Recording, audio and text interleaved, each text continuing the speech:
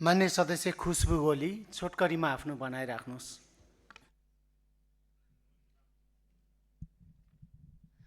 सम्माननीय सभामुख महोदय, प्रधानमन्त्रीले त आफ्नो अभिव्यक्ति सच्याउनुहुन्छ कि हुँदैन मलाई थाहा छैन, त्यो समयले पनि देखाउला। तर सभामुखज्यूले तपाईको एउटा निष्पक्ष विवेक प्रयोग गरेर उहाँको त्यो वक्तव्य नेपालले भारतको पनि सीमा मिचेको छ भन्ने त्यो स्टेटमेन्टलाई अभिलेखबाट हटाउनु हुनेछ भन्ने कुरामा हामी प्रतीक्षारत छौँ, हामी आशावादी छौँ। सबैजनाले आफ्नो आफ्नो कुराहरू राखिसक्नुभयो। सबैले घटना घटना घटना भन्नुभयो, तर घटना के भएको रहेछ भन्ने हिम्मत कसैमा छैन। त्यति मात्र होइन सभामुख महोदय, सत्तारूढ दल लगायत अन्य दलहरूले आफ्नो प्रेस विज्ञप्तिमा सुनसरीको घटनालाई संवेदनशील र दुःखद घटना भनेर उल्लेख गरेको छ। तर कुन घटनाको कुरा गरिएको हो भन्ने स्पष्टसम्म भनिएको छैन। घटनाको प्रकृति के थियो, त्यसको पृष्ठभूमि के थियो, वा यो धार्मिक विषय सम्बन्धसँग सम्बन्धित थियो कि थिएन भन्ने बारे विज्ञप्ति मौन छ।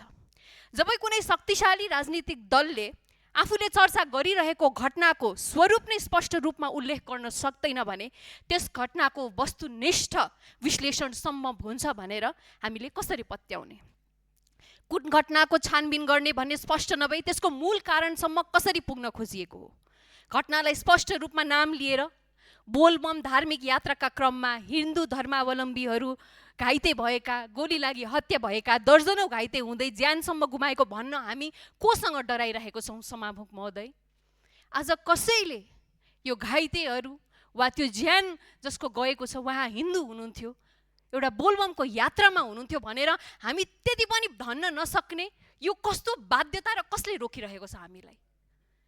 सभामुख महोदय, बोलबम यात्रा नेपालको धार्मिक तथा सांस्कृतिक परम्पराको हिस्सासँग जोडिएको छ। त्यसै क्रममा गोली लागेर मृत्यु हुनुहुने जेन्जी युवा ओम प्रकाश मेहताप्रति हार्दिक श्रद्धाञ्जली व्यक्त गर्न चाहन्छु। साथै दर्जनौं घाइतेहरूप्रति पनि शीघ्र स्वास्थ्य लाभको कामना गर्न चाहन्छु। हिजो सर्वदलीय बैठकमा हामी विभिन्न दलका प्रतिनिधिहरू सहभागी भयौँ। म सत्तारूढ दलका सभापतिज्यूलाई धन्यवाद पनि दिन चाहन्छु। तर उक्त बैठकमा हामीले एउटा समस्या देख्यौँ।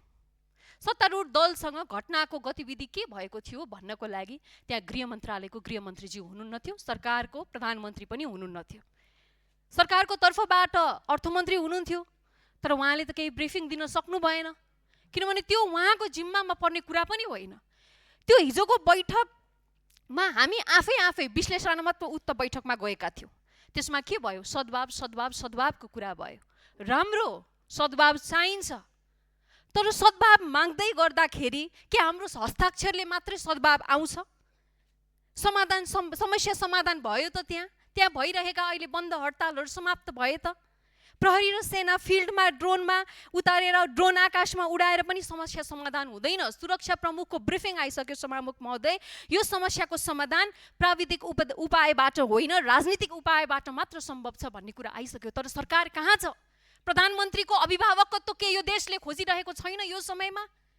के यही हो जिम्मेवारी? योभन्दा डरलाग्दा घटनाहरू आएका थिए, तर ती समयमा प्रधानमन्त्रीहरूले सम्बोधन गर्थे, राष्ट्राध्यक्षको रूपमा रहेका राजाहरूले सम्बोधन गर्थे। तर आज उहाँ कुन खुपीमा बसिराख्नु भएको छ म उहाँहरूलाई सोध्न चाहन्छु। प्रधानमन्त्रीज्यूले आफ्नो फेसबुकको प्रशासन प्रणाली मार्फत गोली प्रहारबाट चलेको ज्यान गएको स्वीकार गर्नुभएको छ। यदि गोली प्रहरीले चलाएको हो भने त्यसको आदेश कसले दियो र गोली प्रहरीको गोलीले मरेको हो कि होइन भनेर छानबिन बिना उहाँले आफ्नो फेसबुकको शासन प्रणालीमा कसरी भन्न सक्नुहुन्छ? के यही हो परिपक्वता प्रधानमन्त्रीज्यूको? गोली वास्तवमा कसले चलाएको यो हाम्रो बटम माग हो, हामीले जान्न पाउनुपर्छ। हिजो सत्तारूढ दलका सभापतिले हिन्दू धर्मावलम्बीहरू जेन्जी आन्दोलनका क्रममा भएको गोलीकाण्ड र सुनसरी घटनाकाण्ड फरक भएको भन्नुभयो। अवश्य पनि घटना, स्थान, प्रकृति, पृष्ठभूमि फरक हुन सक्छन्, तर त्यसपछि राज्यले वहन गर्नुपर्ने जवाफदेहिताको प्रश्न आज पनि एउटै छ। भदौ 23-24 का क्रममा भएका आदेश र अहिलेका आदेशहरू कुन संयन्त्रबाट हुने गर्दछ? राज्यबाट चलेका गोलीका घटनाहरूमा फरक मापदण्ड कसरी हुन सक्दछ? फेरि स्थानीय तहका मेयरले विद्युत लाइन काटिएपछि गोली चलेको भन्छन्। प्रमुख जिल्ला अधिकारीले गोली चलाउने कुनै अनुमति नदिएको बताएका छन्। अनि नेपाल प्रहरीले पनि हवाई फायर मात्र गरिएको भनेको छ। त्यसो भए गोली कसले चलायो? यो हाम्रो माग हो, हामी जान्न चाहन्छौँ। यस्तो परस्पर विरोधी अभिव्यक्तिका बीच विश्वास कसरी स्थापित हुन्छ सभामुख महोदय? त्यसैले अनुमान, अफवाह वा औपचारिक वक्तव्यमा सीमित नरही घटनाको गहिराईसम्म पुगेर निष्पक्ष र विश्वसनीय छानबिन मार्फत सत्य तथ्य फास्ट ट्र्याकबाट सार्वजनिक गर्न उच्च स्तरीय आयोग मार्फत नै छानबिन गर्ने बाटोमा सरकार तत्काल लाग्नुपर्दछ। मोरङ जिल्ला प्रशासनले धार्मिक अनुष्ठानका क्रममा ध्वनि नियन्त्रण गर्न विज्ञप्ति निकाल्यो। ध्वनि नियन्त्रणले समस्याको जरैसम्म पुगेर समाधान निस्किन्छ सभामुख महोदय? हामीले विभिन्न समयमा धार्मिक हिंसाका गतिविधि देखेका छौँ। ती सबैका जरा ध्वनिमै सीमित छन् त? यदि हिंसा रोक्न ध्वनि नियन्त्रण नै गर्ने हो भने पनि गरौँ, तर त्यसको मापदण्ड सबै धर्म र समुदायमा समान रूपमा लागू हुनुपर्छ। किनभने अन्य धर्महरूमा पनि दैनिकी प्रार्थनाका क्रममा ध्वनि निकाल्ने चलन छ। आजभन्दा अगाडिसम्म सभामुख महोदय हामीलाई हरेक प्रार्थनामा हामीले एउटै ईश्वरलाई देख्थ्यौँ, तर आज त्यो अवस्था छैन। भनाइ सकौँ मान्य सदस्य। म छोट्याउँदैछु सभामुख महोदय। ध्वनि नियन्त्रणको विज्ञप्तिले प्रशासनिक परिपक्वता देखायो त सभामुख महोदय? यस्ता अदूरदृष्टि विज्ञप्तिले धन इगो पैदा गरिराखेको छ। किन एउटा धर्ममा मात्र लक्षित गरियो? किन पुराणै भनेर उल्लेख गरियो? यो कुरामा हामी संवेदनशील हुनुपर्ने हो कि होइन सभामुख महोदय? म यहाँलाई सोध्न चाहन्छु। नेपाल धर्मनिरपेक्ष राष्ट्र बने यता धार्मिक असहिष्णुता, साम्प्रदायिक तनाव र धार्मिक प्रकृतिका विवादास्पद घटनाहरू बढेको अनुभूति समाजका विभिन्न तहबाट व्यक्त हुँदै आएको छ। यस अवस्थाको राजनीतिक र नीतिगत जिम्मेवारी विगतका ती सरकारहरूले पनि वहन गर्नुपर्छ जसले संविधान मार्फत धर्मनिरपेक्षता व्यवस्था लागू गरे तर त्यसको सिद्धान्त पालना गर्न सकेनन्।